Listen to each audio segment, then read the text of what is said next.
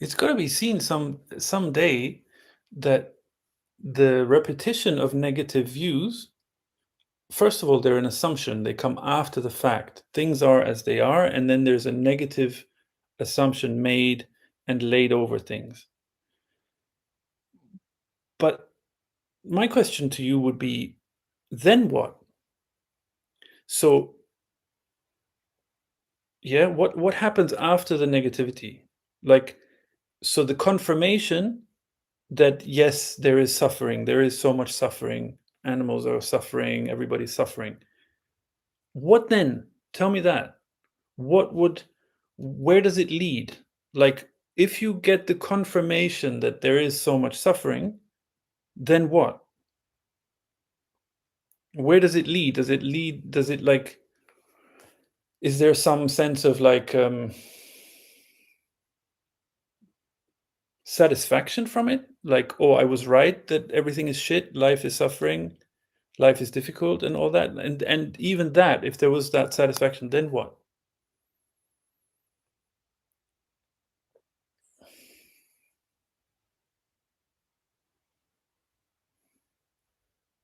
Okay, what if there is no point then? Just take it all the way. Like what if there is no point? What is the point? The answer would be there is no point. Then what? Tell me then what?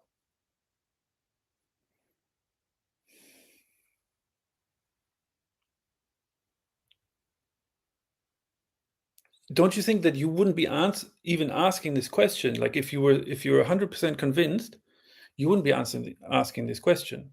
So there has to be some then I feel like I'm losing sanity. But why do you want to keep your sanity then? Like there has to be some kind of a sense, oh, there's something wrong with this picture.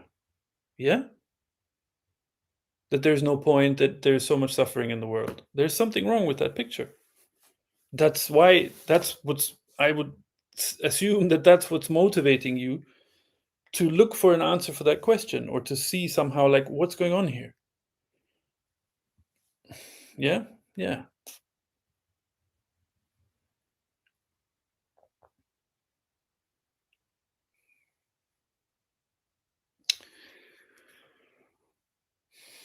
Simon, does self-pity, victimhood, and upsetting others cause bad karma? Oh, that's a tricky question. Um, Karma is like a term that's a bit dicey, really. Um, but let's say that there is a harmony in nature within nature. Yeah, you look at the way molecules arrange themselves. So yeah, there is a harmony within nature, and any sort of let's say abuse or disharmony will get corrected. So but it's relative as well. Like if there is, things like even claiming can go on innocently. So there's conditioning, we're not aware of it. There's insensitivity, there's whatever. It not necessarily. But what I will say is that if you know better, so if you go against your sense of what would be an example? Your sense of justice, yeah, you feel it, but you do something that doesn't feel right knowingly, then yes, then there will be it at the very least, it's gonna make you feel horrible. Um, but yeah, if we have, I don't know, an accident can be that, small daily things, and if we don't really sometimes if we don't heed what's going on, the things intensify, they become stronger. There is a kind of an auto correction, let's say, within the order of things. Um, it's like but it's not really a correction in the sense of a punishment or anything like that. It's uh, like a trip switch in an electrical circuit. It would prevent you from going too far. Um, yeah. The quality of the disharmony, let's say, yeah, is self-pity, victimhood, upsetting others, anything. The quality of it is the same no matter what the disharmony is. So someone like Hitler, for example, has that quality has extended, and there hasn't been a stop put to it. Yeah, but it's the same. So really, truly, before sort of condemning someone, it would be a case of checking oneself because the quality is the same. The intensity, the magnitude is different, but the quality of it is the same. There's a beautiful Chinese saying that goes something like, if you want to correct the world, correct the nation. If you want to correct the nation, correct the society. If you want to correct the society, correct the family. If you want to correct the family, correct yourself.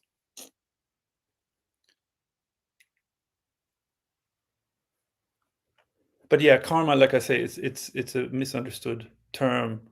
It's kind of associations of punishment and whatnot.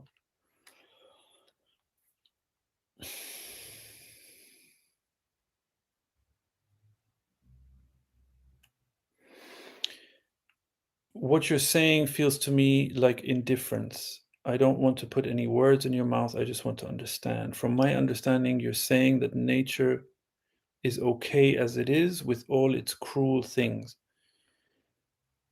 Um, okay, yeah, if it sounds to you like indifference, I can't say anything about that. It's there's no there's no indifference about it, and there's no indifference in nature at all whatsoever. Very much the opposite. Um, you're saying with all its cruel things. That's an assumption that these things are cruel. The neutral attitude would be to say we don't know. If you ever watch a documentary about nature, most of them, almost all of them probably, will tell you that this, I don't know, Arctic fox is in such an inhospitable environment, and the struggle for survival is so intense, and yet look at it triumph and blah blah blah blah. It's a projection, a human projection onto what we see. Yeah. And the fact of the matter is that the Arctic fox is very well equipped to live exactly where it's living. It's loving it. It's got to be. Um, if you take a husky to live in the Sahara, that's a different thing. Okay, so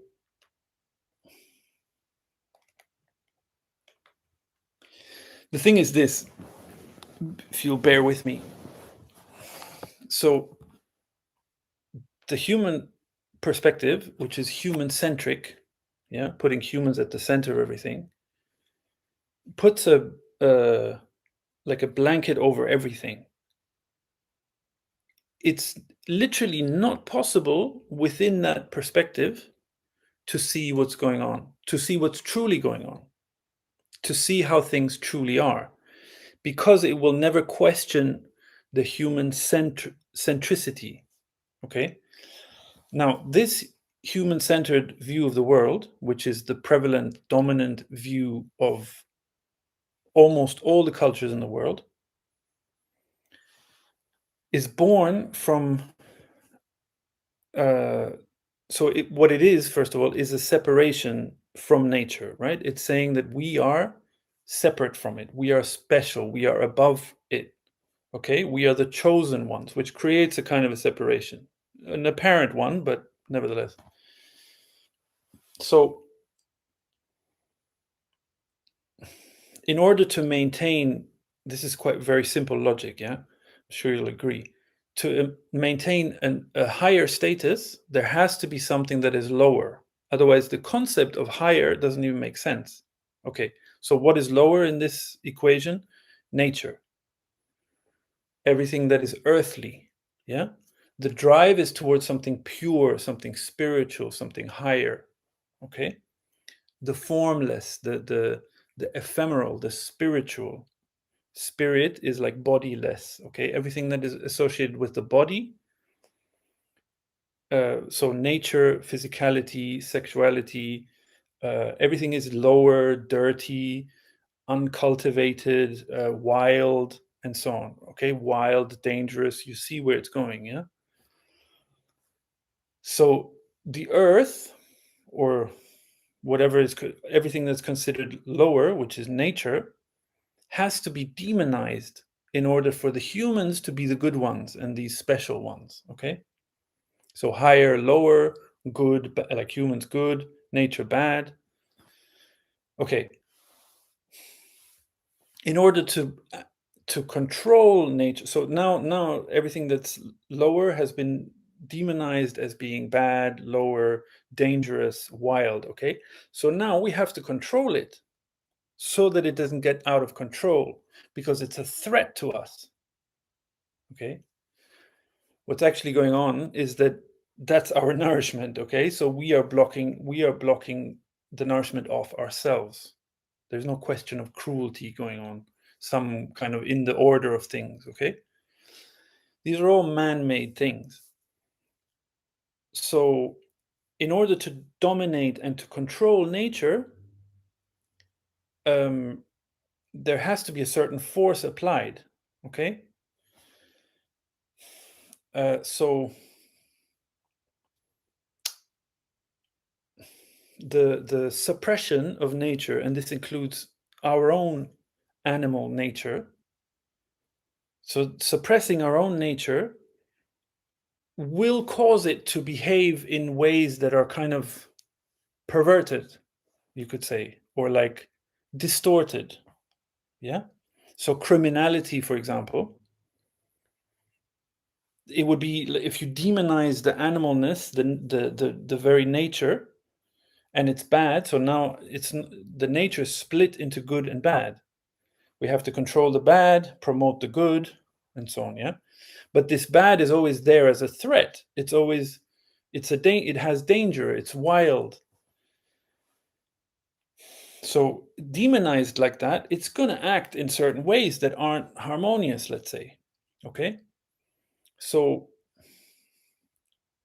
what I was saying at the beginning, that in order to see through this human-centered perspective, to see things like the perspective that is gotten from this view of humans being at the top, is to put a definition over things that is unquestioned. Okay, and part of that is that cruelty is in nature. The neutral way would be to say we don't know. That would be the starting point. Life is already going on. It's like a river that's already flowing. We're not here to make it flow. But we don't listen. We don't like take our cues. Yeah, we, because of this human supposed superiority, everything serves us, everything starts and ends with us. We are encouraged to master things, to dominate, to master things, to cultivate, and so on. Yeah, and within that, there's no space for receptivity. So if you wanted true, I won't say knowledge, but I don't know what other word now. But to get true knowledge, there would have to be a tuning in to what's going on, to this stream. Yeah. If you ask Einstein or anyone who's ever come up with some kind of invention, they will say, I don't know where it came from. It came through some intuition. It's a matter of listening. Yeah, there's a nice quote that genius is the ability to listen. But if there's a decision that this is how things are, things are cruel, nature is cruel, life is suffering, the decision has been made. There's no listening there. So to reserve the judgment would just be like the beginning of openness. So I understand you listen to the nature to tell us what you have heard. So tell us what you have heard. You're saying to me?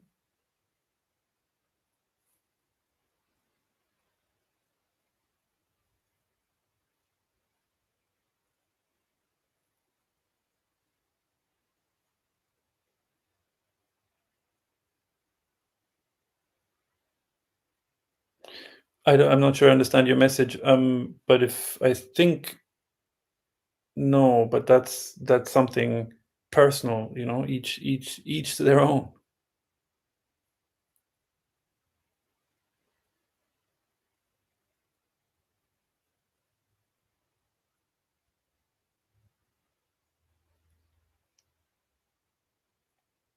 Everyone has the ability to listen. It's just like listening when you listen in a conversation, that's all.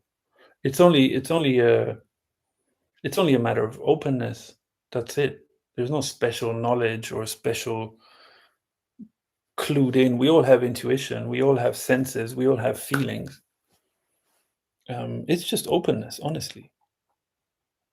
But it is a bit rare. It is kind of rare. Like how many people in your that you know would you say are truly open? You know, how many people? How much and how rarely? Like how rare is it, and how much do we value a friend who truly listens? It's that, and that's in everyone. Hey, Himadri. I see. Yeah. All right. Maybe see you some other time then.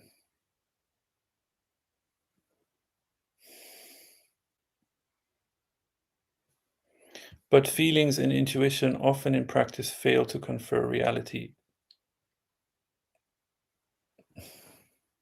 That sounds like a conclusion again. What would make you say that? That's not the case.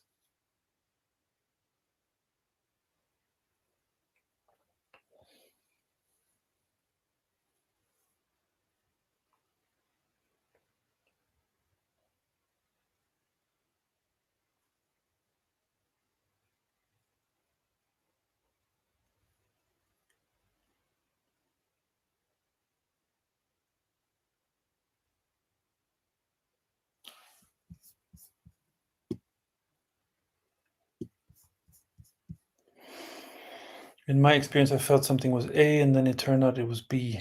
Okay, well, I can't. I don't know. That sounds very general, so I don't know your circumstance. I can't comment.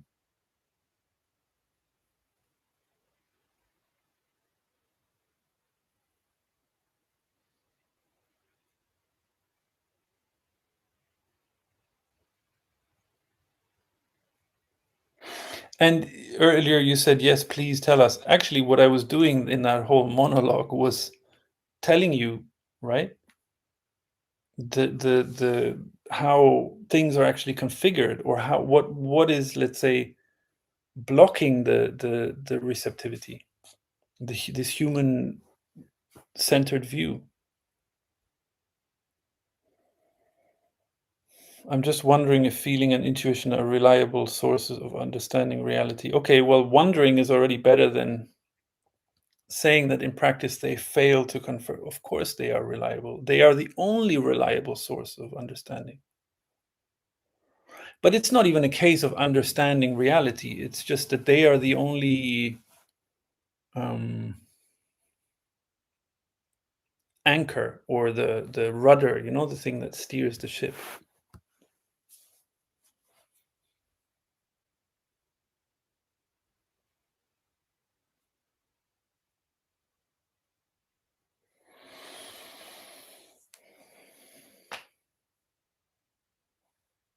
Think about it. We are the only species that destroys their natural habitat.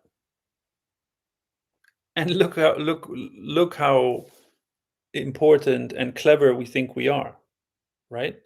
Other animals, and we are one of the animals, we are mammals, they will go through their life through their senses and live with their natural environment quite harmoniously. Okay, but what about the cases when they turn out not to be reliable? I don't know of any such cases, so I can't comment. Does regret destroy your life? I don't know. I don't know what you mean by regret. I think remorse would be something natural. You could say regret is like maybe sort of, I don't know, guilt or punishment, trying to punish oneself, things like that. It depends. Yeah, I guess if if you hold on to it long enough, strongly enough, it's gonna mess some things up. Yeah, for sure.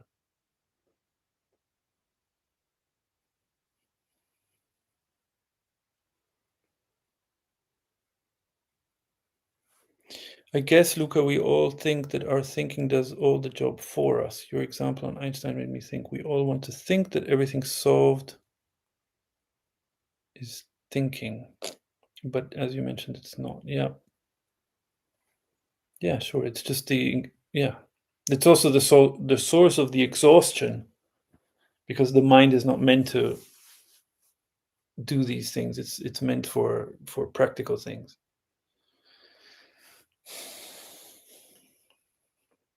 Designing a machine, for example, but not inquiring into the nature of reality or anything like that. So in your experience, you did not have any cases of feelings and intuition not being reliable? No, no, no. On the contrary.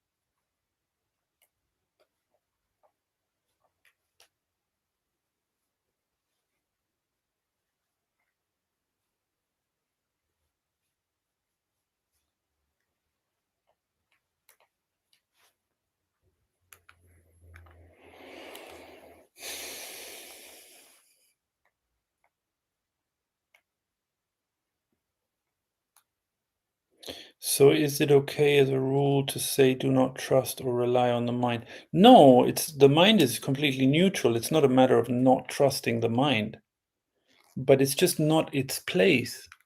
It's not the primary thing. It's what we've made it out to be. It doesn't mean that's how it is.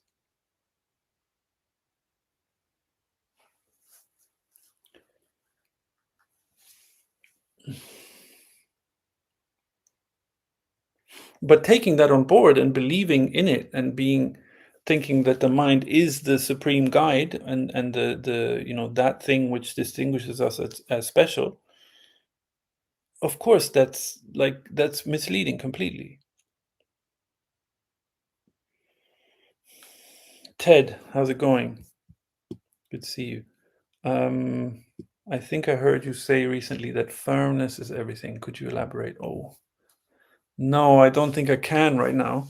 um if you could help me out with a bit more of a precise question, that would that would make it easier.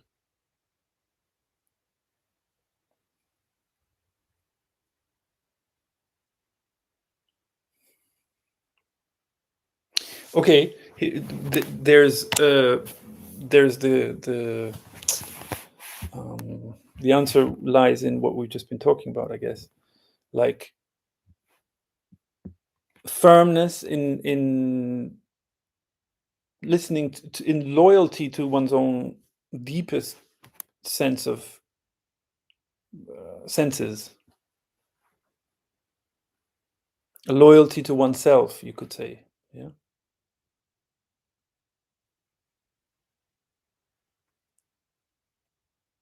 and not to the constructs and the concepts that tell us how what is important. um Yeah, firmness, also about in going with what feels harmonious and not going along with what doesn't feel harmonious. Yeah, it's firmness. I mean, it's hard to define, right? Like, but you get a sense of what it means, and yeah.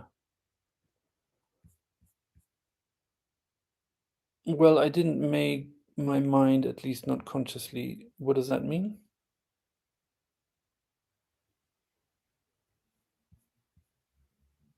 Who said anything about making the mind?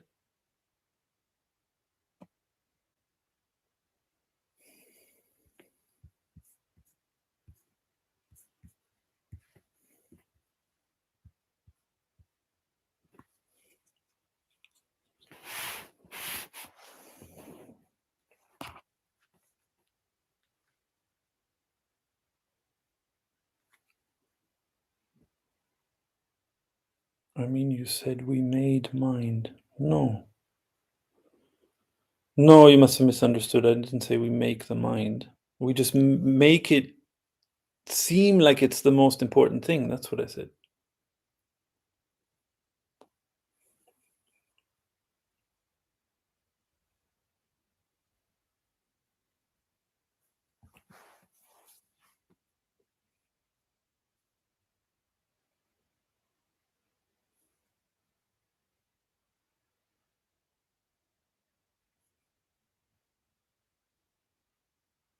Ah, I see. Well, I consciously did not do that. No, but we all grow up with conditioning, which is informed by that implicitly or explicitly.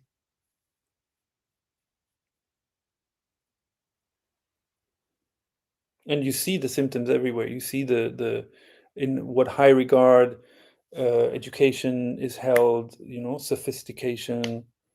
You see it everywhere, so it's not a mystery or anything. And I would say, like, the real problem only happens if we really champion that. Yeah, if we think, oh, this is how it is. This is what everybody says. Oh, so let me become an example of that top tier, that pursuit, which will always and always only be to get recognition. So then finally I'll get the recognition that I didn't get when I've been was ignored or my childhood or whatever. So um it's only when we like there is a certain amount of things we take on board and we don't know it, but if we consciously uh apply ourselves to these things, that's when the trouble starts really. So if I uncondition myself, then it should help. um I don't know about help, and I don't know how. Yeah, unconditioning, I don't know, I think it's something that happens naturally. Like, if adversity is always an opportunity to for some layer of conditioning to get off, a shocking experience will freeze the ego and things get seen, like, if you have a shocking, um some kind of disaster happens, let's say, and suddenly people are helping each other, and you know uh, there's so much feeling there. Suddenly there's like, oh, suddenly people realize what's important and stuff like that. So yeah, the conditioning, I don't know, it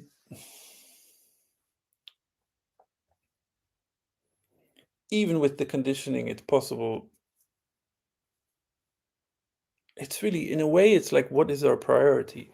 What's the priority? If the priority is to be open, truly, to life, I'm not talking about openness to others, I'm just talking about openness to life, to um just some sincerity, then it's really, in a sense, it's just the priority, really. If that's the priority, then so many things get revealed.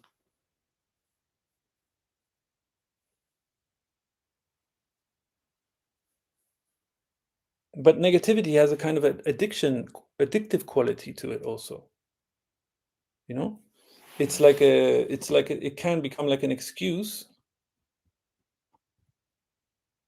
to not even, okay, well, the doors remain shut.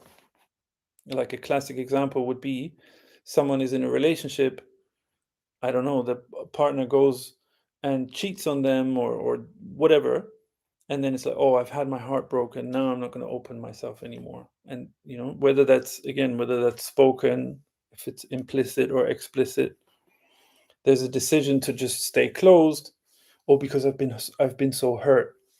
you know it's bullshit. It's complete nonsense. And there we go, then we close the door, and okay, good luck, like, enjoy your life then, you know what I mean? It's just an example, to clarify the difference between being open or not. Like, you know you can cry over it, and then it's finished, and you go on, and you know and uh with some distrust in life. I don't know what you mean by life. Well, I can't help you then. I don't know what, like, what do you mean by life?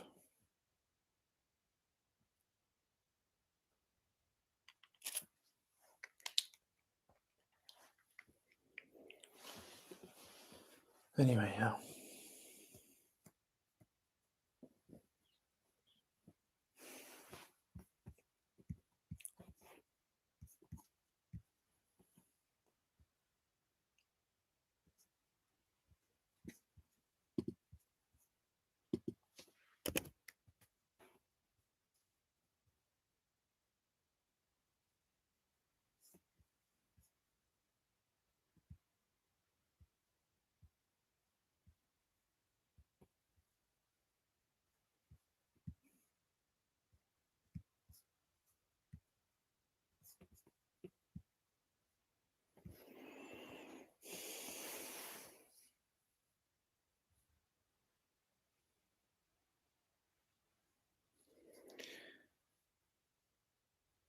But since I can't wait for the shock or an adverse situation to happen, if it's urgent to have an unconditioned mind, and then there's the sincerity, will the incessant thinking and judging and all cease?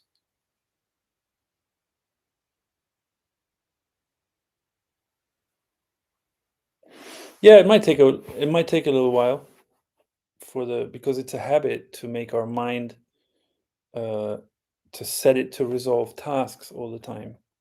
Yeah. So overthinking, which is the result of giving our minds task after task after task to manage our life, that might take a while to slow down. Um, yeah.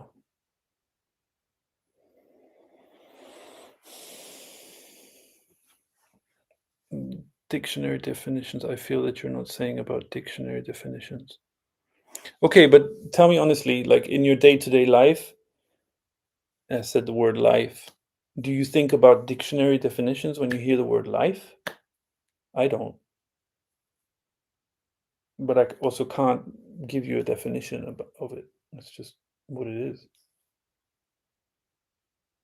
In the most ordinary sense. I'm not talking about a that I have some definition of life that is somehow like illuminated or so complete, or whereas yours isn't. No, I'm just saying, like, how you and we talk about life. I say, do you go around in your life, in the day-to-day life, already?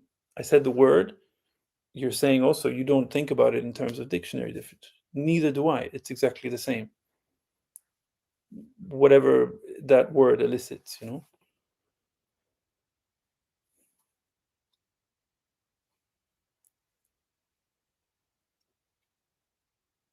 The point of, like, the beauty of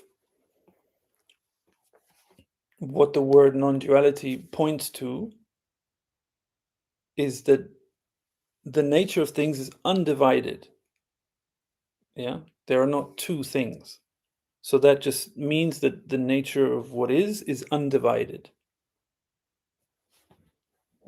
So let's say it's not a substance, but let's say there is only one substance. Yeah, let's call it energy or life. It's this energy. It has an alive quality. It has an aliveness to it. It's not dead. It's not like uh, how do you say dead? Like dead matter. That would be the perspective again of this juxtaposition. This uh, everything earthly, lower, cruel, wild, dangerous, dirty, yeah, uncultivated. Um, it would be that creates like a mechanistic view of life. But the fact is that energy is uh, anything but that.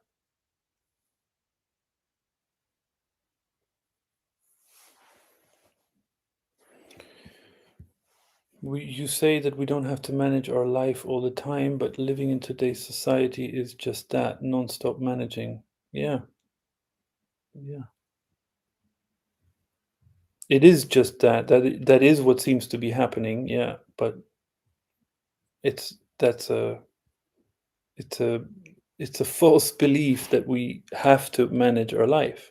Okay, of course there are systematical things to attend to. If you don't want to, I don't know, go to court because you didn't pay your bills ultimately, or something like that. Yeah, okay, there are systematical things,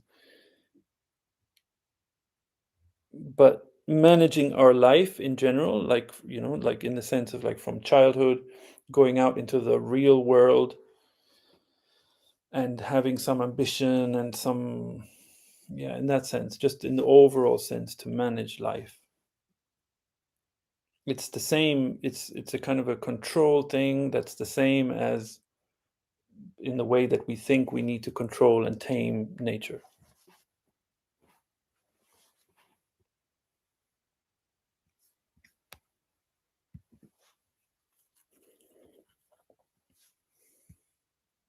And the rationales given to support the view that we have to manage our life, they all come from the same context, which is the human-centered view of the world.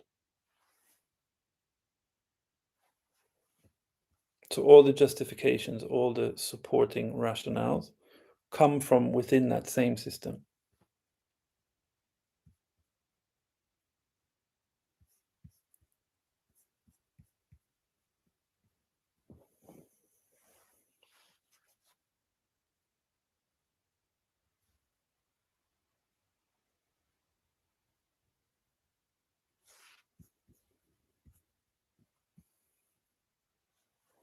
That's why I would like to leave living in society and live in nature, but I feel that I don't survive there, fear that I don't survive there.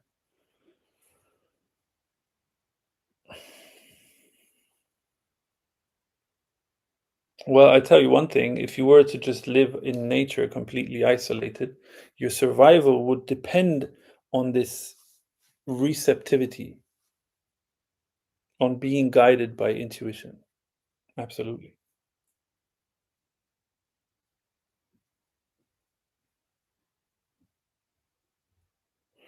I realize the mind is still in the process of refining itself more and more, and it can't let go of the human-centered view. It goes round and round indefinitely. No, it doesn't. It's the mind is neutral. We give things energy. The mind wants a holiday. That's what it really wants. The mind is exhausted. It's overworked. It's not its job to let go of any views.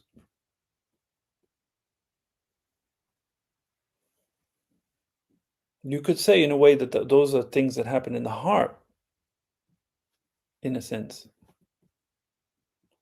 Are you living in society or in nature? I don't think the two are mutually exclusive. I live near the sea, so that's a natural environment.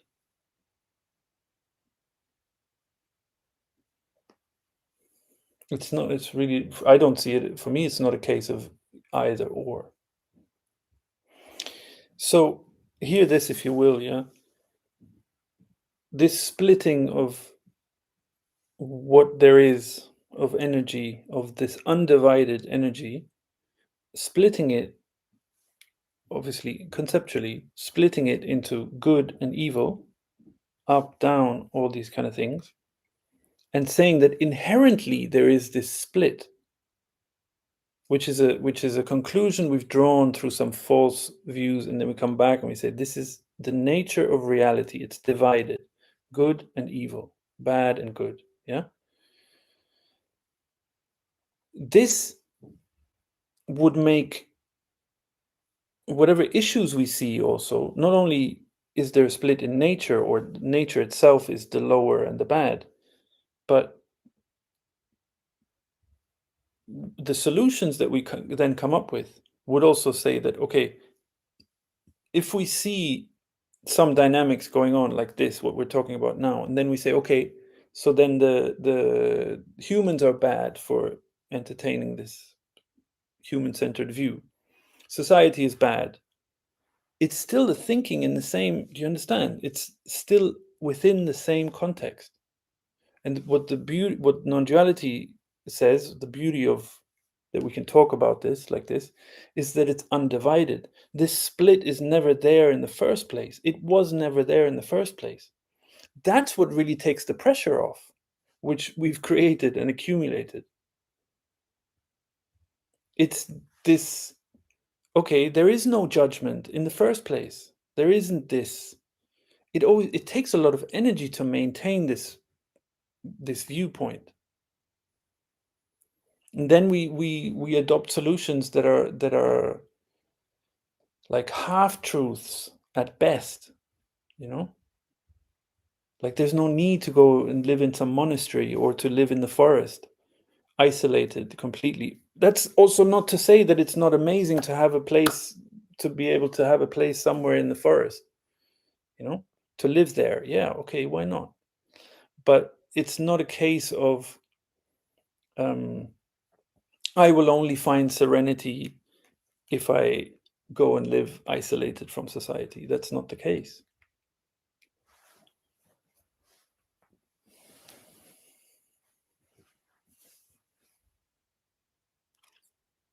This splitting, this thinking of in terms of good and bad also means, okay, we need to look for a solution, whereas actually there is no problem to begin with.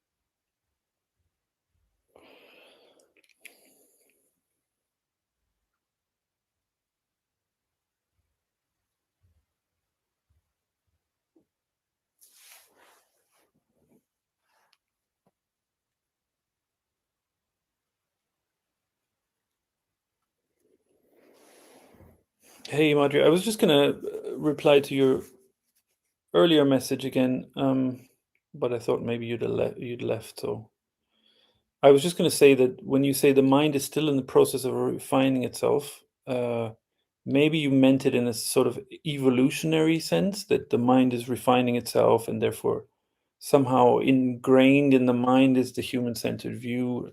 That's not the case. So basically, you're saying seeing everything objectively and the whole of it and not split it up, not a specialist viewpoint, that stops the energy to be leached. Yeah, except I wouldn't say it's objective. In fact, I would say it's subjective.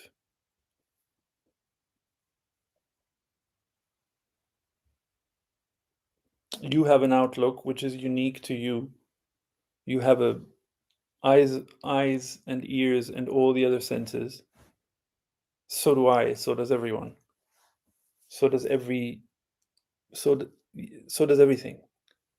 So It's not objectivity is a bit more like having an overview, and it's not about having an overview. It's the it's the immediacy. It's the immediacy. Look at a child when it plays. It doesn't have time for objectivity. It's just it's right there in playing. It'll fight with other kids, it'll cry, it'll laugh, it'll fall. Yeah, it's life live.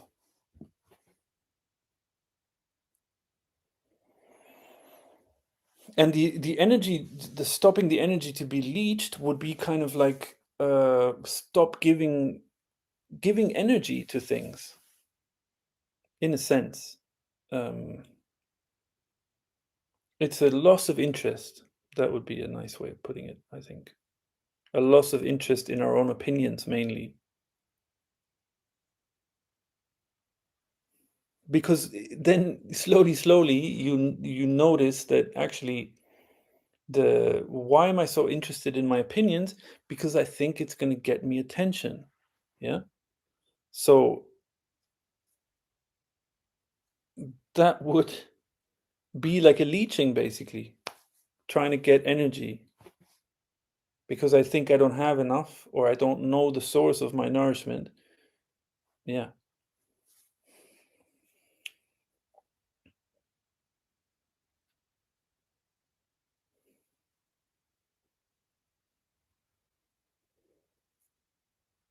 Yeah, I don't know what to say about your message. I'm very tired of living of it all. You do make some pretty strong negative conclusions, it seems to me.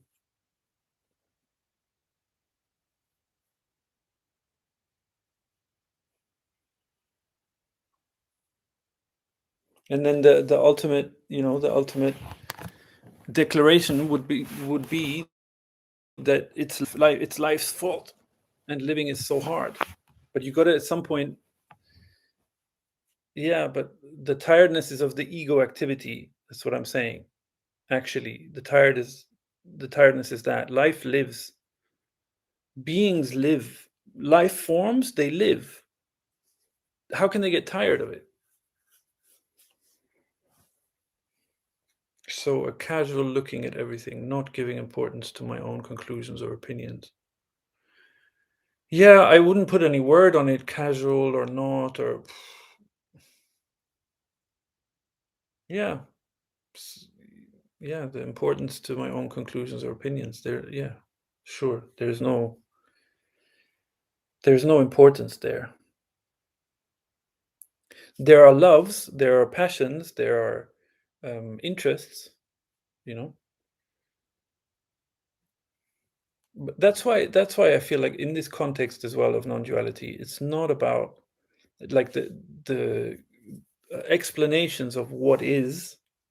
Already we come to some complications almost, like life. What do you mean by life? What's the definition? Energy, this, that. It's much more conducive to look at what covers things over, what the actual cause is of this discontent, this dissatisfaction, rather than describing. Yeah.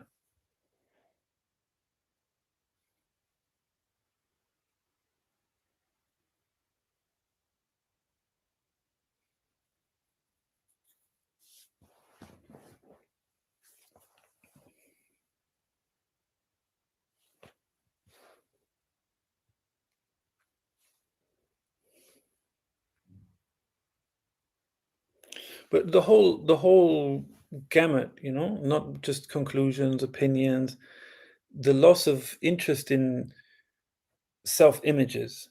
I'm like this, I'm like that, you know? Um, what is the cause of what?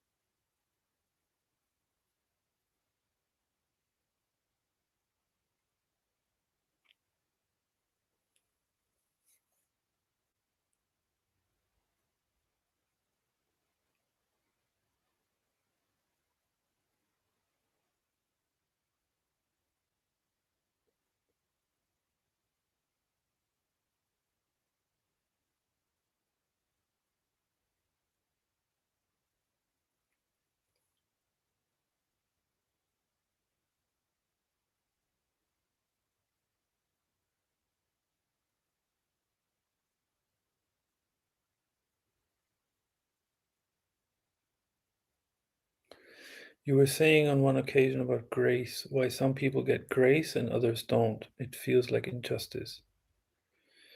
No, it's not the case that some people get grace and others don't. It's only that some people are open to it and some people are not. So again, it's not an injustice.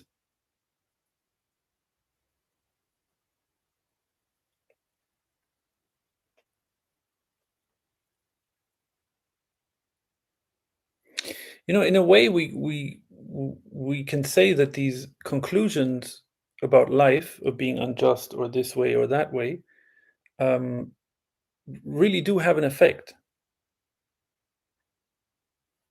Then what can I do to open myself? Um, Firmness, honestly, just like standing up to the ego, basically. You know, yeah. Just the same way you wouldn't want to tolerate something unacceptable from someone else, so you don't accept unacceptable things. It's like you don't want to tolerate injustice from others. So if there are unjust uh, or insensitive conclusions going on, it would also be a case of not accepting those. And it's really about the deepest heartfelt desire. If it's really to have some insight, to get some help, it can be like a cry of help. People, some people might pray because that's what they're used to. But it's really, honestly, it's an admittance that it's almost impossible. I don't know how to put it into words. It's like an admittance of, I want to say, the need for help, but it's not really that. Um,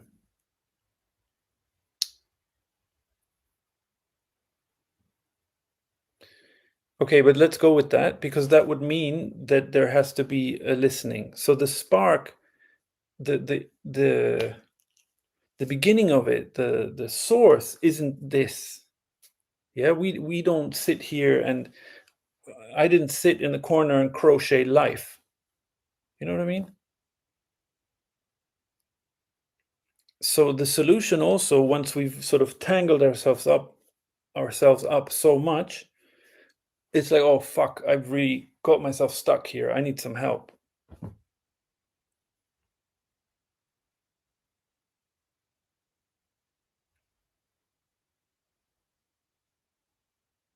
But even the rigor of, like, if your thing is to inquire into things, for example, yeah, even the rigor, like, okay, I'm not satisfied with, like, okay, life is cruel, this is how it is. No, I'm not satisfied with that. It can't be that. Even that would be openness.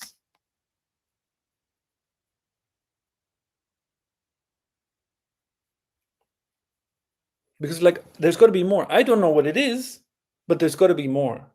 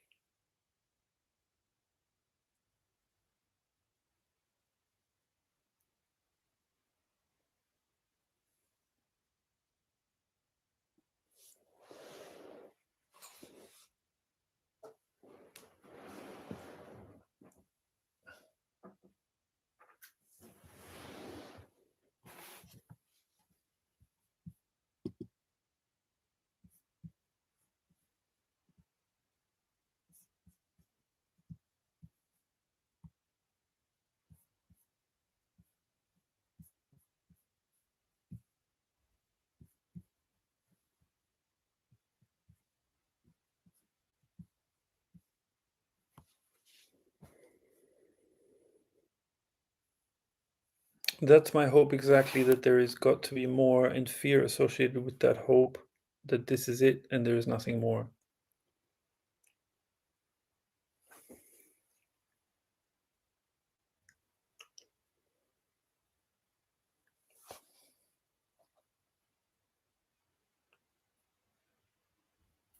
Your own self-respect would tell you that it's not this is it and there's nothing more.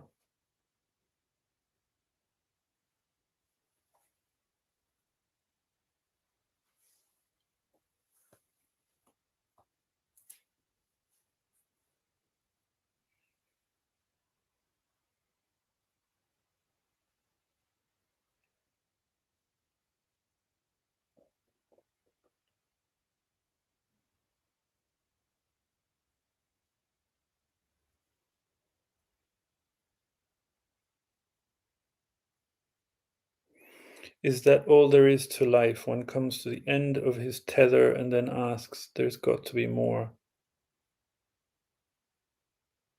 That needs some guts, surely.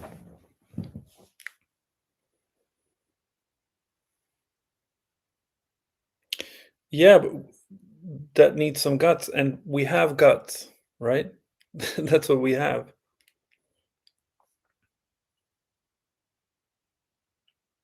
I was saying this the other day. The I was speaking with a friend a while ago who was doing a study, a medical study, about what they term the gut-brain axis. So what it is that 95% of serotonin is produced in the gut, in the microbiota that are in the gut, so the digestive system. Yeah.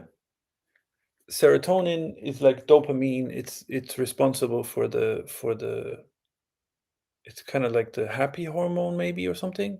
I'm not sure exactly, but you can look it up. Serotonin. So um, that tells you everything you need to know.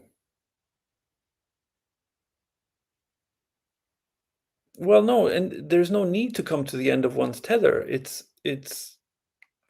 every day. It's there. Okay, it's the happy hormone. It's it's there every day. We have our gut every day.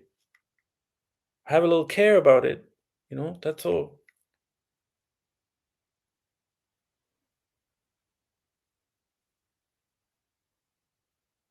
Fear is that my hope is foolish. You don't need hope as little as you need fear.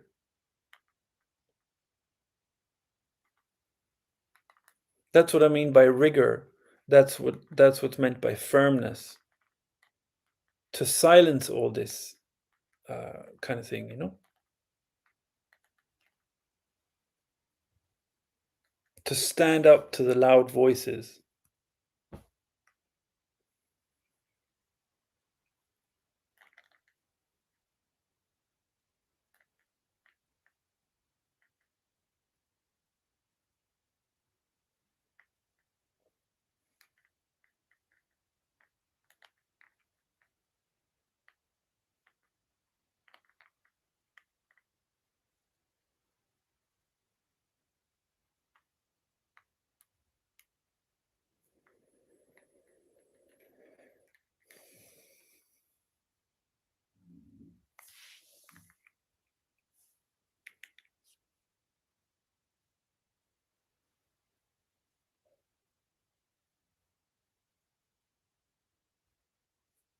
Who stands up? That's just a mental question. And it can also lead to an excuse. Oh, but there is no one who stands up. This voice that's constantly talking and projecting negative views, in your heart of hearts, do you really think that's you? That's ego. It's not you. It's the result of conditioning. It's the result of fears that have been put into you. Oh my God, do something with your life. Otherwise, you're going to end up homeless. Yeah. All these fears that get constantly projected, and then we take them on and we represent them now, and then we pass them on to the next generation. How about stopping it in its tracks?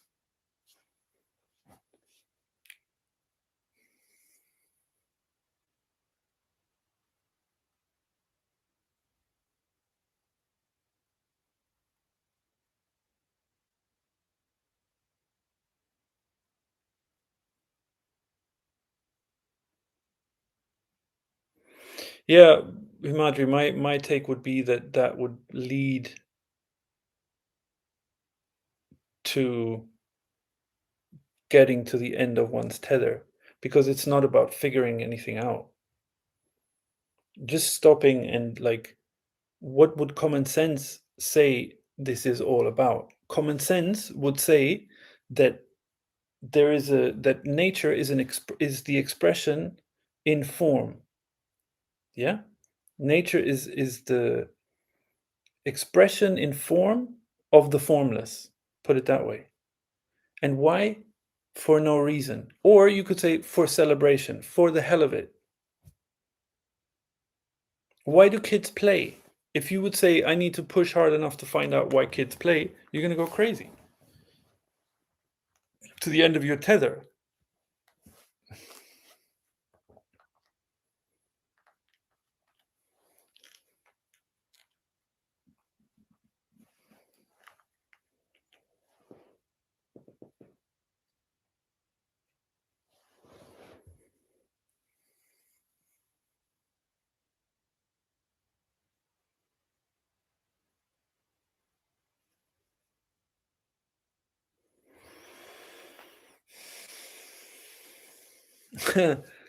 Now that you out it that way, I laugh at myself. Okay, it's a little bit mischievous also. I understand what you mean. Um, if there's a real, a heartfelt desire to a calling out to kind of like for some guidance, let's say, then that's what's going to come inwardly.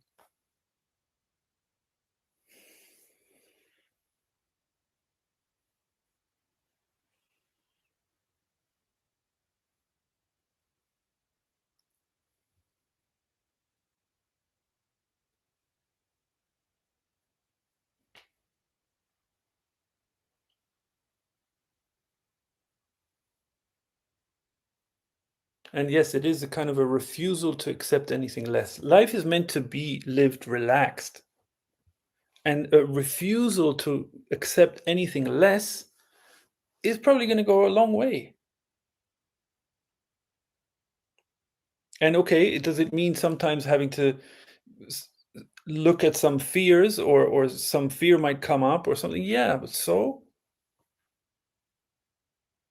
or even like like, God forbid, feel like some embarrassment about some ego activity that we notice, you know, like being caught with your pants down. So that's the really the crux in a way of the openness. It's the pride system, and the hurt pride very often.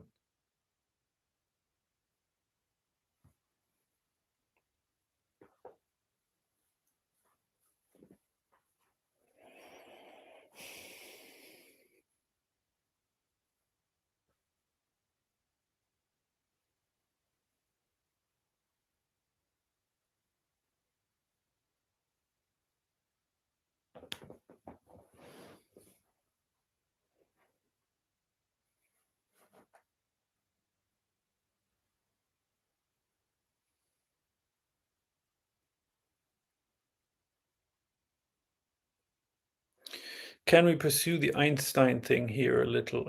Interesting, yeah. Let's say if Einstein or any scientist has a discovery to make, he has all his scientific knowledge at his disposal. How does he then make intuition work for him with all the knowledge he has? He doesn't make intuition work for him. That would be, again, that would put humans in this first position.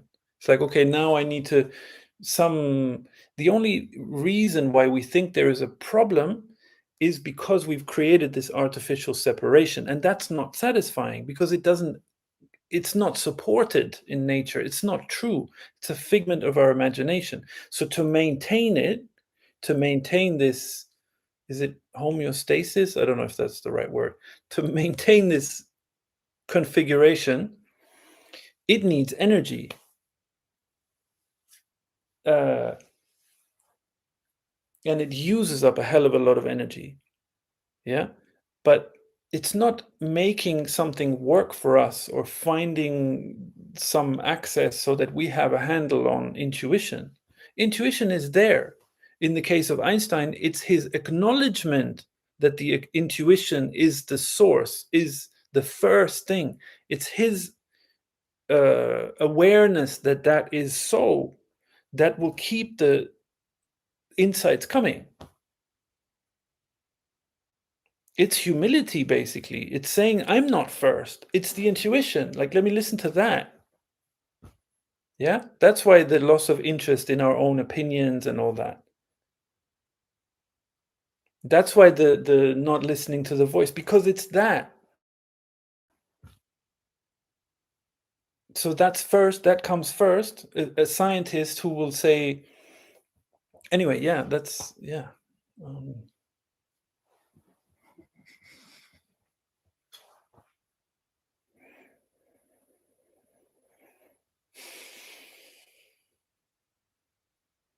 Okay, and the knowledge, the stuff that he learned and stuff. Okay, those are the tools that he's like, that he's, yeah. If I want to play professional sports, yeah, then I'm gonna train. I'm gonna work on my skills. I'm gonna repeat things. Uh, Muscle memory will develop, and so on. I'll keep my fitness up. I'll watch my diet. Blah blah blah. But to go and have a good game, I still need like some to be in the zone, and that's kind of it's the zone is putting that first.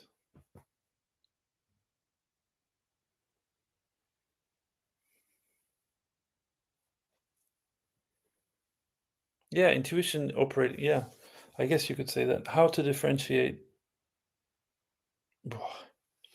Um,